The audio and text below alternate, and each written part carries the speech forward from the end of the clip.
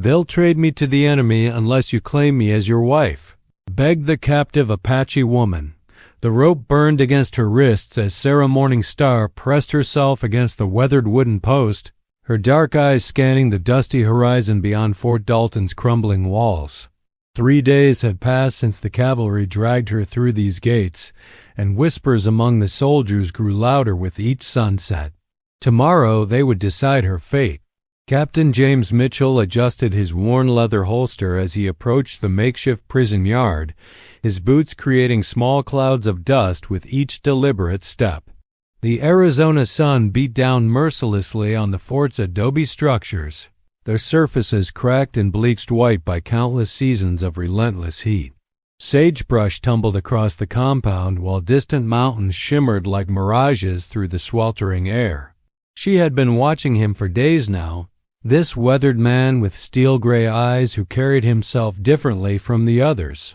Where Lieutenant Carson sneered and Sergeant Williams spat tobacco juice whenever he passed her post, Mitchell simply observed with a quiet intensity that made her pulse quicken. His uniform bore the dust and stains of a soldier who fought alongside his men rather than commanding from behind wooden desks.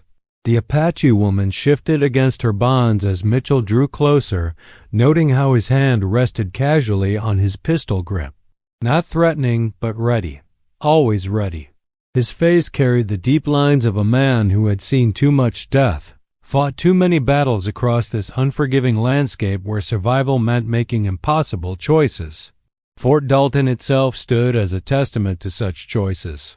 Built hastily during the height of Apache raids 3 years prior, its walls showed the scars of countless skirmishes.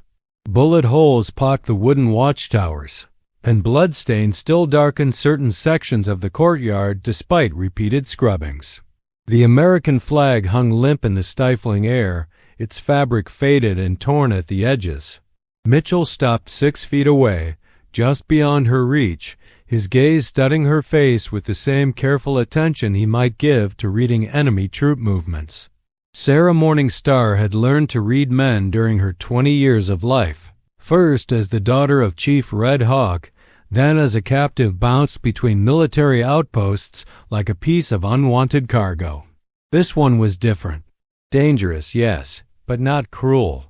She had seen him distribute his own water rations to wounded soldiers during the scorching afternoons when the desert heat became almost unbearable. Had watched him sit beside dying men during their final moments, offering whatever comfort he could muster. The other soldiers respected him, feared him perhaps, but never questioned his orders. The fort's daily rhythms continued around them. Horses stamped and whinnied in the nearby stables, their coats slick with sweat. Enlisted men moved about their duties with the mechanical precision of soldiers who understood that routine meant survival. The blacksmith's hammer rang against heated metal, shaping horseshoes and repairing weapons. Smoke from the mess hall kitchen carried the aroma of beans and salted pork across the compound. Sarah tested her bonds once more, feeling the rope bite deeper into her already raw skin. The wooden post behind her back radiated heat like a furnace, and her doeskin dress clung uncomfortably to her perspiring body. She had been given water twice daily and a bowl of thin gruel each evening, enough to keep her alive but little more. From the corner of her eye, she caught sight of Lieutenant Carson emerging from the administration building, his pale face flushed red from the heat and something else, something that made her stomach clench with dread. He carried official papers in his sweating hands, documents that would seal her fate with the stroke of a pen. Carson's reputation preceded him to every outpost. The man took pleasure in inflicting suffering, particularly upon Apache prisoners. Stories circulated among the tribes about his methods. Whispered warnings passed from camp to camp about the pale officer who smiled while he worked. Sarah had heard these tales around evening fires, had seen the haunted expressions of warriors who had encountered Carson and lived to tell about it.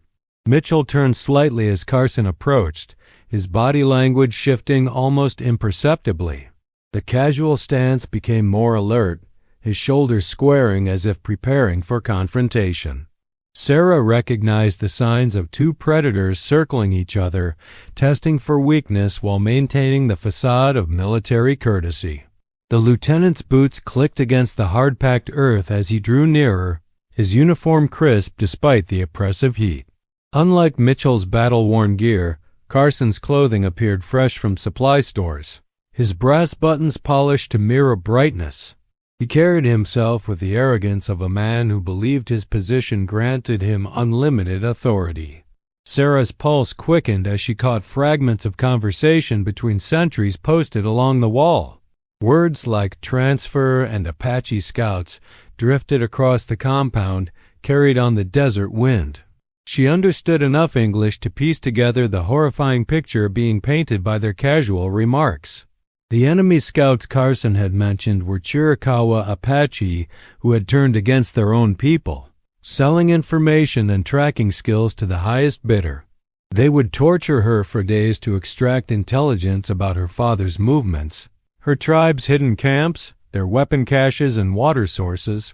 When they finished extracting every useful detail, they would likely sell her to Mexican slavers or simply leave her body for the buzzards. Mitchell seemed to sense her growing distress, his gray eyes shifting to meet hers for a brief moment.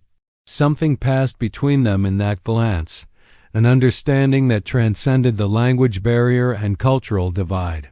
She saw recognition there, perhaps even sympathy, though she dared not hope for mercy from any American soldier. The captain's weathered hands hung loose at his sides, but Sarah noticed how his fingers curved slightly, ready to draw his weapon if circumstances demanded it. He had survived this long on the frontier by reading situations correctly, by understanding when violence lurked beneath polite conversation and formal military protocol.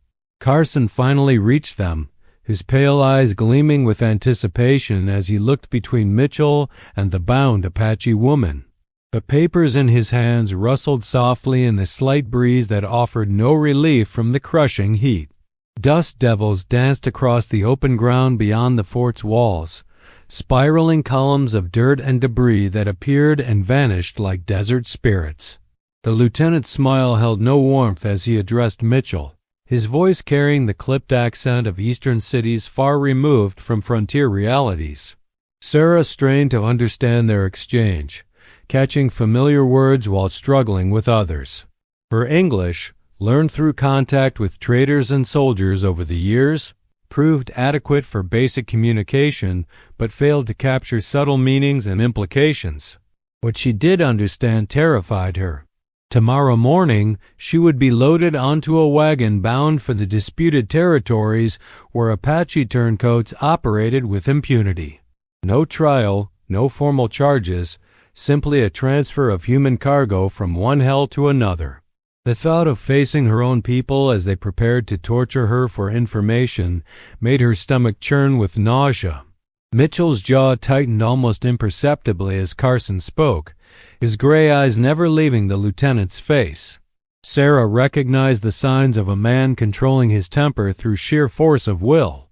Whatever Carson was proposing clearly went against Mitchell's grain, but military hierarchy demanded compliance regardless of personal feelings. The afternoon sun continued its relentless assault on the fort's inhabitants, sending heat waves shimmering across the compound like liquid fire. Lizards scurried between patches of shade, seeking relief from the burning ground.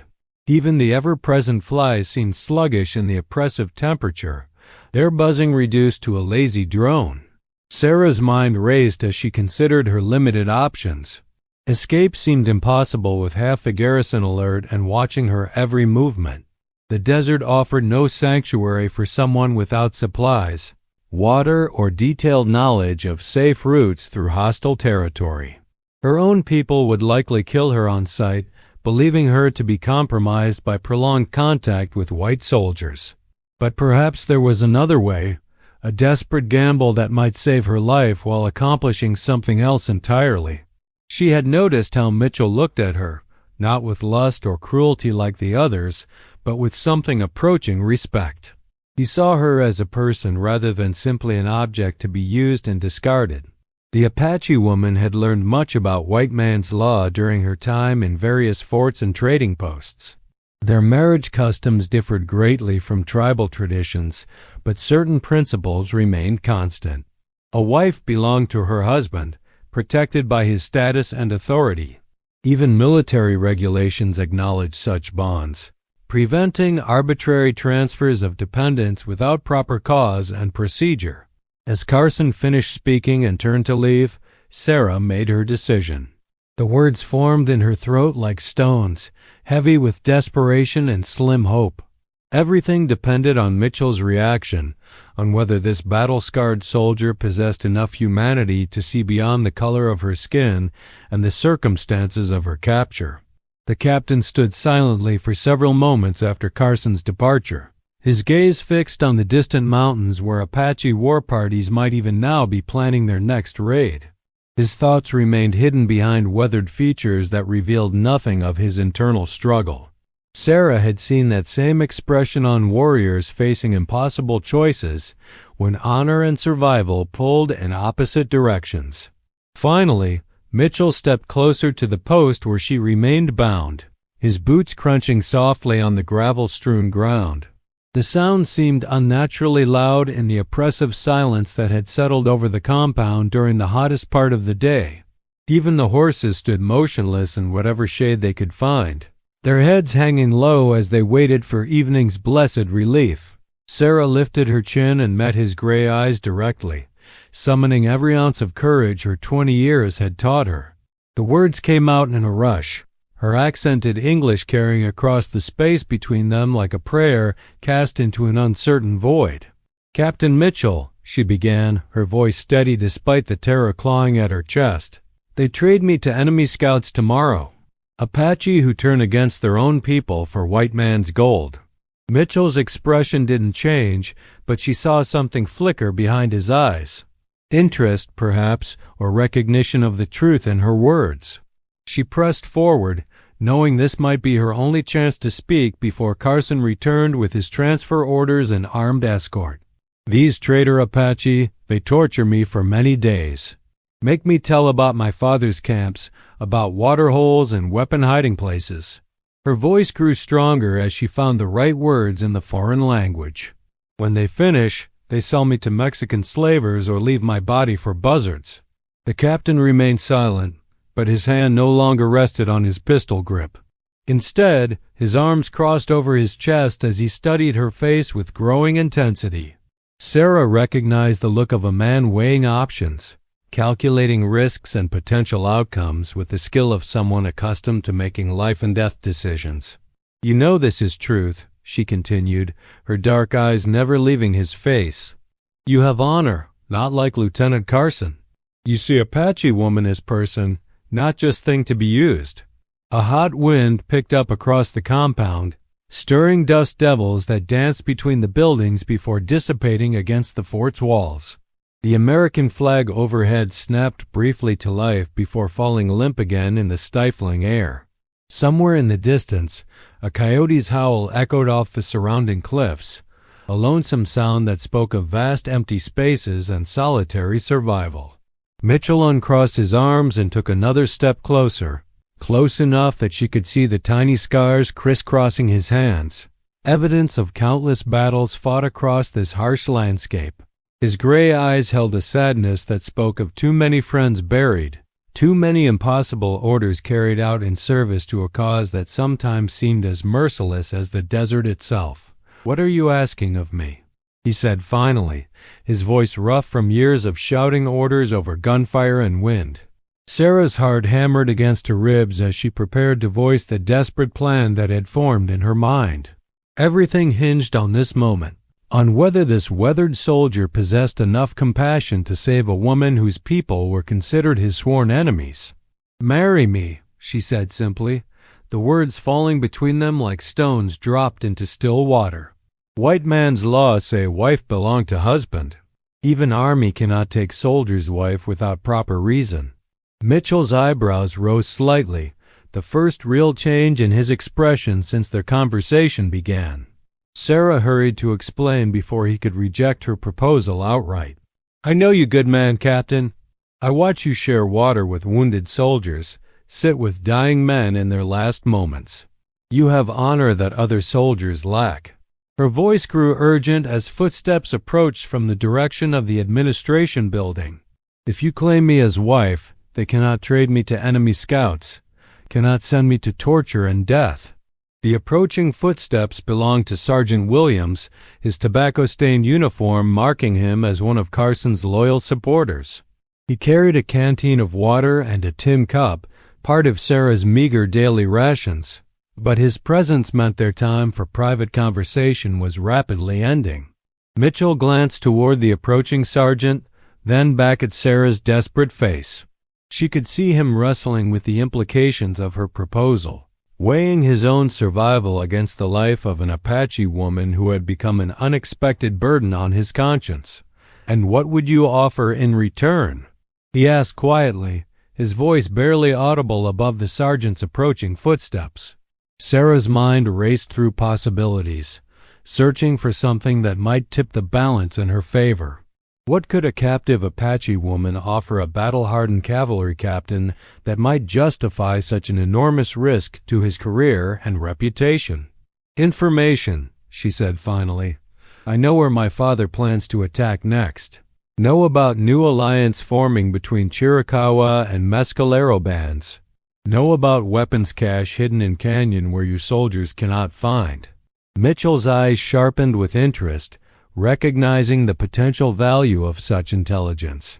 Apache raids had claimed dozens of soldiers' lives over the past year, and any advance warning could save countless American lives. The strategic importance of such information might indeed justify the unprecedented step of marrying a captive enemy. Sergeant Williams reached them just as Sarah finished speaking, his weathered face showing curiosity about their intense conversation. The grizzled non-commissioned officer had served under Mitchell for 3 years, fighting alongside him through numerous campaigns against hostile Apache bands. His loyalty was unquestioned, but his discretion remained untested in such delicate circumstances. "Captain," Williams said, touching the brim of his dusty hat in casual salute. "Brought the prisoner her water ration, sir." Mitchell nodded acknowledgment but made no move to step away from Sarah's post. The sergeant's presence created an uncomfortable triangle, 3 people sharing space made awkward by unspoken tensions and hidden agendas. Sarah could feel both men studying her, though their thoughts remained masked behind military bearing. "Sergeant, I need a moment more with the prisoner," Mitchell said, his tone carrying the quiet authority that marked effective leaders. "Wait by the stables." Williams's eyebrows rose slightly at the unusual request, but he touched his hat brim again and moved away without question. Years of military service had taught him when not to ask for explanations, when simple obedience served everyone's interests better than curiosity. As soon as the sergeant moved out of earshot, Mitchell leaned closer to Sarah's post, his voice dropping to barely above a whisper. The intensity of his gray eyes told her that her desperate gamble had caught his attention, that he was seriously considering her proposal despite its inherent dangers. "You understand what you're asking," he said, each word carefully measured. "Marriage to me would make you a permanent enemy of your own people. They would consider you a traitor, someone who chose white man's protection over tribal loyalty." Sarah nodded, having already considered this terrible consequence during her 3 days of captivity. "Better to be a live traitor than dead Apache," she replied simply. "My people already think me lost. If they learn I marry white soldier to save my life, perhaps they understand. Perhaps not. But I will be breathing to find out." The logic was harsh but undeniable.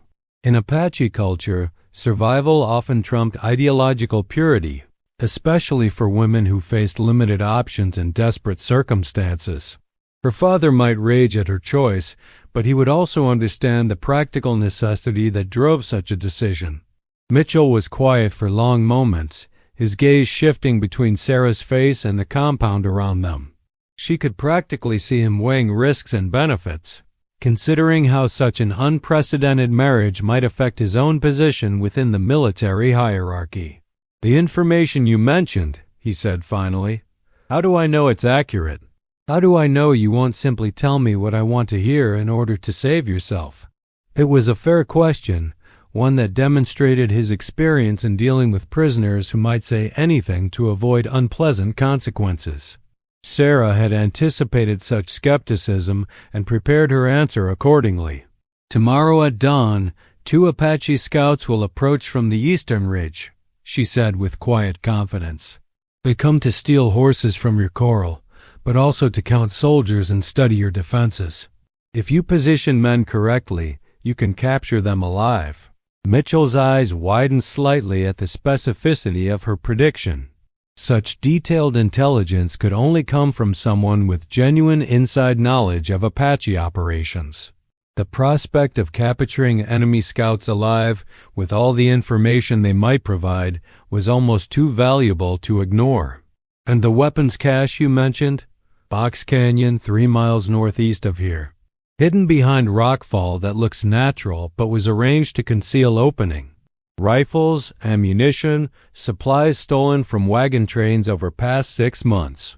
Sarah's voice carried the ring of truth, backed by intimate knowledge that no casual observer could possess. The captain's breathing had quickened almost imperceptibly, betraying his growing excitement at the intelligence windfall she was offering. Such information could shift the balance of power in the region, potentially ending the cycle of raids that had claimed so many lives on both sides. But Sarah also recognized the calculating look in his eyes, the mindset of a professional soldier evaluating assets and liabilities. She represented both a tremendous opportunity and an enormous risk, a combination that made her proposal simultaneously attractive and dangerous. "There's one more thing," she added, playing her final card with desperate hope. "I can help you understand Apache tactics, predict where and when they will strike next. My father taught me to read signs that white soldiers miss, to understand how war parties move across desert without leaving obvious trails." Mitchell straightened slightly, his decision crystallizing as he weighed the potential benefits against the certain risks. A Apache wife would certainly damage his reputation among fellow officers, might even end his military career if handled poorly. But the intelligence she offered could save dozens of American lives and potentially bring peace to a region torn by constant warfare. The sound of approaching hoofbeats interrupted his contemplation, signaling the return of a patrol that had been scouting the northern approaches to the fort. Sarah recognized the urgency in their pace, the controlled haste that spoke of important information or impending danger. Such timing could either help her cause or doom it entirely. Lieutenant Carson emerged from the administration building as the patrol thundered through the fort's main gate, his pale face eager for whatever news they carried. Sarah watched Mitchell's expression harden as he observed Carson's anticipation, recognizing perhaps that the lieutenant hoped for information that might justify accelerating her transfer to the Apache turncoats. The lead rider, a corporal whose uniform bore the dust and stains of hard travel, dismounted quickly and approached Carson with obvious urgency. Their conversation remained too distant for Sarah to overhear, but she could read the lieutenant's growing excitement in his animated gestures and rapid questions. Mitchell noticed it too, his jaw tightening as he realized that time was running out for whatever decision he might make regarding Sarah's desperate proposal. Carson would soon return with renewed determination to complete her transfer, possibly with additional justification that would make any interference more difficult to explain. "Captain," Sarah whispered urgently, "they come back soon with more reasons to trade me to enemy. You must decide now, before chance is lost forever."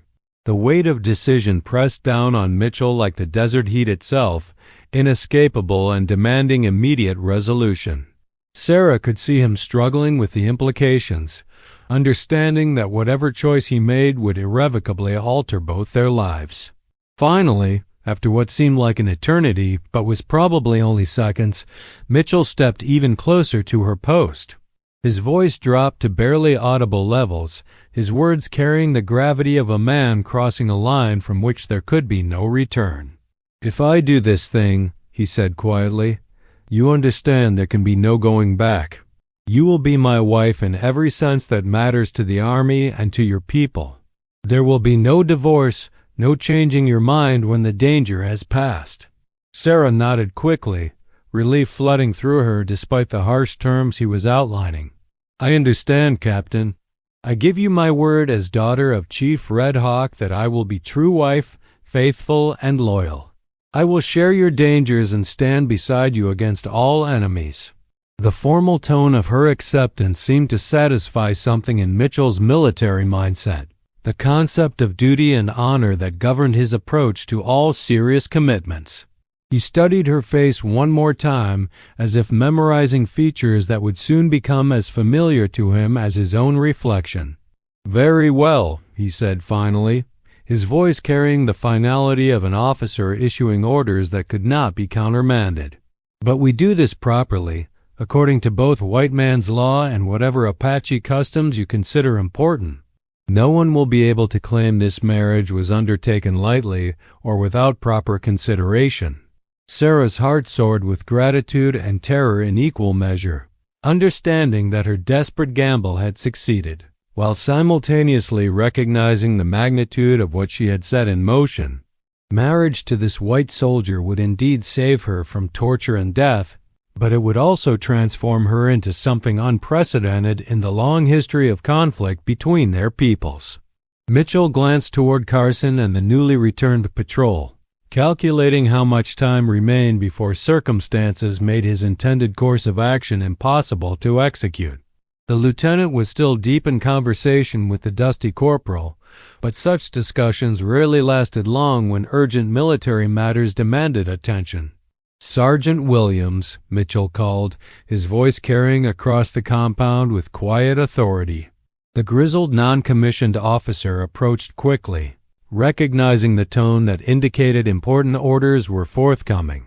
His weathered face showed curiosity mixed with the professional alertness of a soldier who had learned to anticipate his commander's needs. "Yes, sir, Captain. I need you to locate Chaplain Morrison and ask him to meet me in my quarters immediately. Tell him it's a matter of some urgency."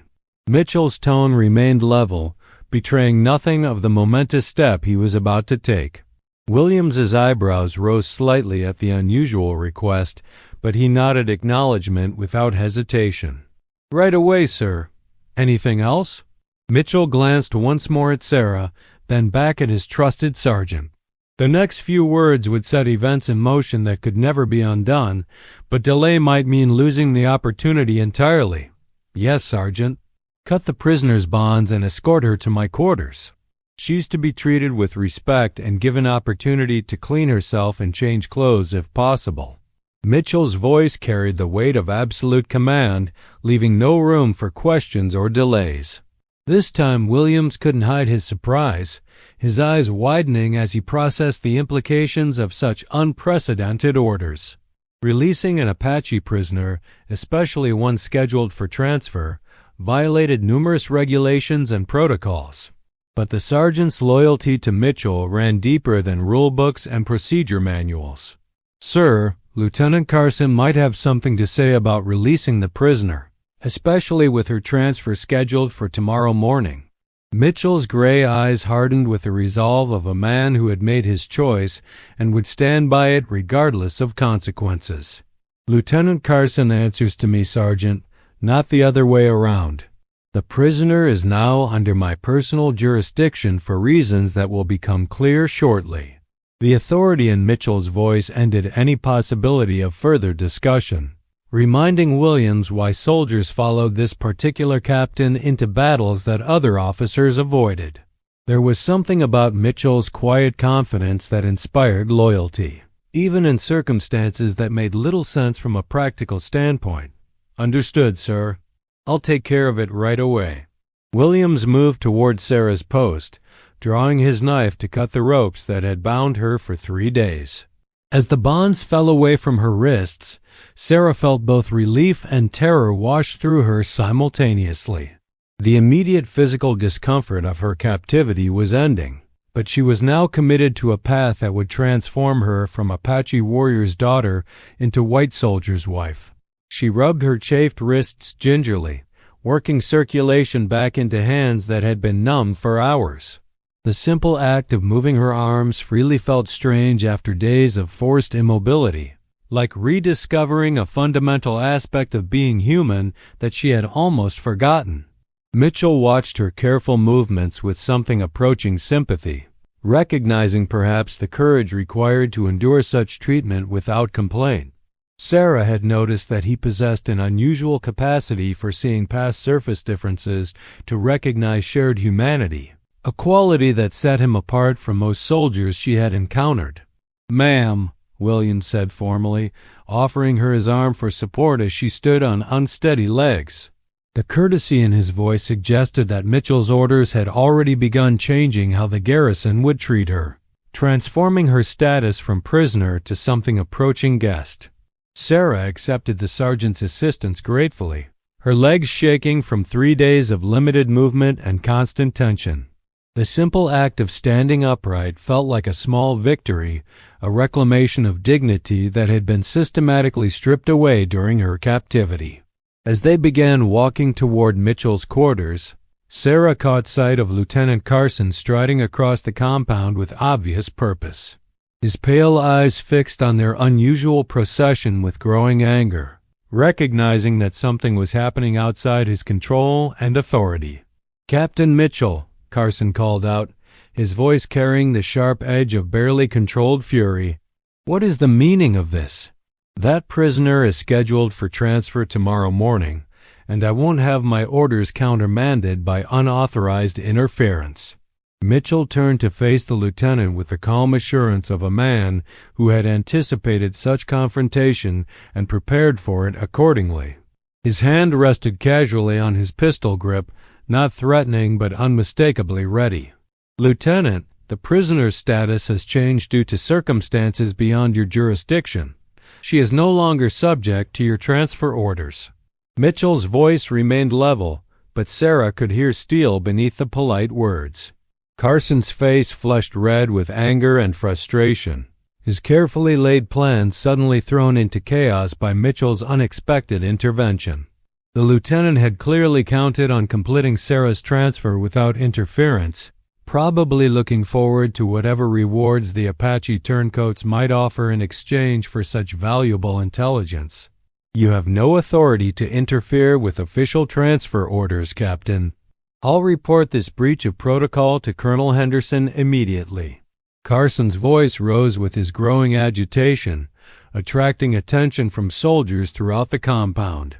Mitchell stepped closer to the lieutenant, his gray eyes holding steady contact with Carson's pale ones. The captain's physical presence seemed to expand as he drew upon years of command experience, projecting authority that had been earned through countless battles rather than simply assigned by rank. "You're welcome to contact the colonel, lieutenant, but I think you'll find that a man's right to marry trumps transfer orders for enemy prisoners." Mitchell's words fell like stones into still water, creating ripples of shock that spread across Carson's features. For a moment, the lieutenant seemed unable to process what he had heard. His mouth opened and closed silently as his mind struggled to grasp the implications of Mitchell's declaration. When understanding finally dawned, his face went pale with rage and disbelief. "Marriage? You can't be serious, Mitchell. You're talking about marrying an Apache savage, a woman whose people have killed dozens of our soldiers." Carson's voice cracked with strain as he voiced the racial prejudices that govern most frontier military thinking. Sarah felt the familiar sting of such words, but they seemed less important now that she had secured Mitchell's protection. The lieutenant's hatred was expected, predictable, and ultimately powerless to change the new reality that was rapidly taking shape around them. Mitchell's expression grew dangerously cold at Carson's choice of words, his jaw tightening in a way that suggested violence might not be far behind. The captain had clearly decided that protecting Sarah meant defending her against all forms of attack, verbal as well as physical. "Lieutenant Carson, you will speak respectfully about my intended wife, or we will settle this matter in a different manner entirely." Mitchell's voice carried the quiet menace of a man who had killed before and would not hesitate to do so again if circumstances required it. The threat hung in the air between them like smoke, visible to everyone within earshot and impossible to ignore. Carson's hand moved instinctively toward his own weapon, then stopped as he realized that challenging Mitchell to combat would likely result in his own death. "This is insane," Carson muttered, his voice shaking with frustrated rage. "Colonel Henderson will never approve such a marriage. The Army doesn't sanction unions between soldiers and enemy prisoners." Mitchell smiled grimly at the lieutenant's prediction, recognizing an opportunity to demonstrate just how thoroughly he had considered the legal and practical aspects of his decision. "Actually, Lieutenant, Army regulations are quite specific about soldiers' rights to marry, regardless of their wives' ethnic background. As long as the ceremony is performed by a proper chaplain and recorded in official documents, the union will be legally recognized." The captain's knowledge of military law clearly surprised Carson, who had apparently assumed that racial prejudice would provide sufficient grounds for blocking such an unprecedented marriage. His pale eyes darted between Mitchell and Sarah, searching for some weakness in their position that he could exploit. "Even if the marriage is technically legal, it will destroy your career, Mitchell. No commanding officer will want to deal with the complications of having an Apache wife among the garrison families." Carson's tone had shifted from rage to calculating persuasion, recognizing that direct confrontation would not achieve his goals. Sarah watched this exchange with growing fascination, understanding that her fate was being decided by forces larger than personal choice or individual courage. The institutional prejudices of the military system would indeed create enormous challenges for Mitchell, potentially ending his career and destroying his reputation among fellow officers. But she also recognized something in Mitchell's stance that suggested he had already counted such costs and found them acceptable. This was not a man acting on sudden impulse, but someone who had weighed all options and chosen a difficult path because it represented the only honorable course available to him. "My career is my own concern, Lieutenant," Mitchell replied evenly, "and I suspect you'll find that competent officers are too valuable to waste regardless of their personal circumstances." The quiet confidence in his voice suggested that Mitchell possessed information or influence that Carson had not anticipated. Perhaps the captain's military record spoke loudly enough to override concerns about his choice of wife. Or maybe he had allies in higher positions who would support his decision. Before Carson could formulate another argument, Chaplain Morrison appeared at the edge of their confrontation. The elderly minister had clearly been roused from afternoon rest, his gray hair disheveled and his uniform hastily assembled. But his weathered face showed the alertness of a man accustomed to dealing with spiritual crises at all hours. "Captain Mitchell, Sergeant Williams said you needed to see me urgently." Morrison's voice carried the calm authority of someone who had officiated over countless military ceremonies, from battlefield weddings to funeral services for soldiers who died far from home. Mitchell turned to face the chaplain with visible relief, recognizing that Morrison's arrival marked a point of no return in his confrontation with Carson. Once the minister understood what was being requested, the machinery of military law and regulation would begin moving in directions that even Lieutenant Carson could not easily redirect. "Chaplain, I need you to perform a marriage ceremony immediately. The bride and groom are both present and willing, and circumstances require that the union be completed without delay." Mitchell's words carried the weight of absolute determination. Morrison's eyebrows rose as he glanced between Mitchell and Sarah, understanding immediately the unprecedented nature of what was being requested. In 30 years of military service, the chaplain had never been asked to marry a white officer to an Apache woman, but his understanding of Christian duty left little room for racial discrimination. "Captain, are you certain this is what you want? Such a union will create significant challenges for both of you." Morrison's concern was genuine, rooted in practical understanding of how frontier society would react to such an unprecedented marriage. "I am certain, Chaplain. Miss Morningstar has agreed to become my wife, and I have given her my word that the ceremony will take place today." Mitchell's voice remained steady, but Sarah could hear the underlying tension that betrayed the magnitude of what he was undertaking. The chaplain nodded slowly, recognizing the finality in Mitchell's tone. Morrison had served long enough to understand when soldiers had made irrevocable decisions, when further discussion would serve no purpose beyond delaying inevitable action. "Very well, Captain. If you and the lady will accompany me to the chapel, we can proceed with the ceremony immediately." Morrison's acceptance seemed to deflate Carson's remaining arguments, leaving the lieutenant standing helplessly as events moved beyond his control. As they began walking toward the small wooden building that served as Fort Dalton's chapel, Sarah felt the weight of watching eyes from every corner of the compound. Soldiers had stopped their duties to observe this unprecedented procession, understanding instinctively that they were witnessing something that would be remembered and discussed for years to come. The chapel itself was a simple structure, built from the same adobe and timber as the rest of the fort's buildings. Its wooden cross had been carved by enlisted men during quiet periods between campaigns, and its interior contained only basic furnishings necessary for military religious services. But to Sarah, walking through those modest doors felt like crossing a threshold between two worlds, leaving behind her identity as Apache warrior's daughter to become something entirely new and undefined. The transformation was both terrifying and exhilarating, representing possibilities she had never imagined during her 20 years of life. Mitchell took his position beside her at the simple wooden altar, his presence solid and reassuring in the face of so much uncertainty. The captain's gray eyes met hers briefly, offering silent confirmation that he understood the magnitude of what they were about to undertake together. Chaplain Morrison opened his worn prayer book and began the familiar words of the marriage ceremony, his voice carrying across the chapel's simple interior with practiced authority. The ancient ritual seemed almost surreal in these circumstances, formal religious language applied to a union born from desperation and military necessity. But as the ceremony proceeded, Sarah began to sense something deeper taking place beneath the surface practicalities.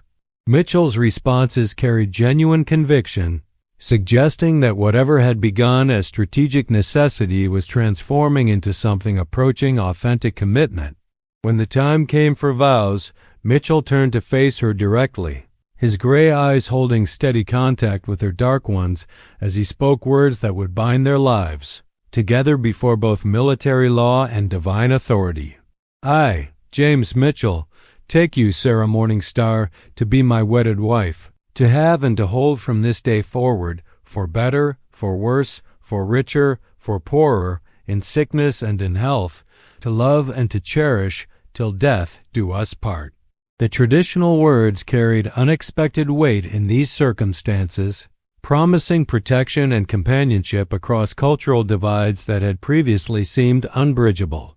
Sarah felt her throat tighten with emotion as she realized that Mitchell was offering her not just survival, but genuine partnership in facing whatever challenges lay ahead. When her turn came, Sarah spoke her own vows in careful English, each word chosen to convey the depth of her gratitude and commitment.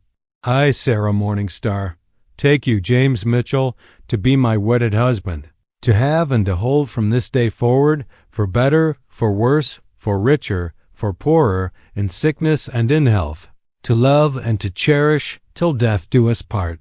The simple gold ring that Mitchell placed on her finger had belonged to his mother, carried across countless battlefields as a reminder of home and family values that now extended to include an Apache wife who had literally begged for his protection. Chaplain Morrison closed his prayer book with quiet satisfaction, understanding that he had just witnessed something unprecedented in frontier military history. "By the power vested in me by the United States Army and Almighty God, I now pronounce you husband and wife. Captain Mitchell, you may kiss your bride."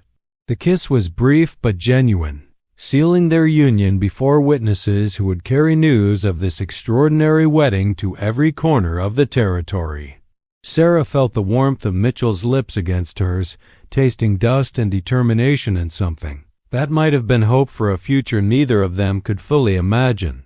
As they turned to face the small gathering of witnesses, Sarah caught sight of Lieutenant Carson standing in the chapel doorway, his pale face twisted with rage and frustration. The lieutenant's carefully laid plans had been completely shattered by Mitchell's unprecedented action, leaving him powerless to prevent what he clearly viewed as both personal betrayal and military disaster. But Carson's anger no longer mattered. Sarah Morningstar had become Sarah Mitchell, protected by military law, and her husband's reputation from the torture and death that had awaited her with the Apache turncoats. The desperate gamble had succeeded beyond her wildest hopes, transforming her from captive enemy into army wife with a few simple words and one man's extraordinary courage. The transition would not be easy. Frontier society possessed deep prejudices against mixed marriages, and military culture valued conformity above individual expression. But Sarah had chosen survival over comfort, accepting whatever challenges lay ahead rather than facing certain death at the hands of her own people turned traitor. As they walked together from the chapel toward Mitchell's quarters, now their shared home, Sarah began planning how to fulfill her part of their bargain. The intelligence she had promised would indeed save American lives while potentially ending the cycle of raids that had brought so much suffering to both sides of the conflict. Tonight, she would begin teaching her new husband everything she knew about Apache tactics, showing him how to read signs that other soldiers missed and predict where war parties might strike next. Tomorrow they would position troops to capture the scouts she had warned him about, beginning the process of transforming military strategy in ways that could bring lasting peace to this troubled region. But first, there was the immediate challenge of establishing their marriage as something more than desperate convenience. Sarah understood that genuine partnership would require trust, communication, and mutual respect that transcended the cultural barriers separating their backgrounds. Looking up at Mitchell's weathered profile as they walked together through the compound, Sarah felt a stirring of something beyond mere gratitude. This man had risked everything to save her life, choosing honor over expedience in circumstances where most soldiers would have simply followed orders without question. Perhaps their marriage, born from necessity and sealed in desperation, might grow into something neither of them had dared to hope. For when she first spoke those fateful words begging him to claim her as his wife, only time would tell whether love could bridge the vast divide between Apache warrior's daughter and American cavalry captain. But for now, survival was enough. Sarah Mitchell was alive, free, and protected by the strongest bonds that frontier law could provide. The desperate plea that had begun this extraordinary day had transformed two lives forever, creating possibilities that neither tradition nor prejudice could easily destroy.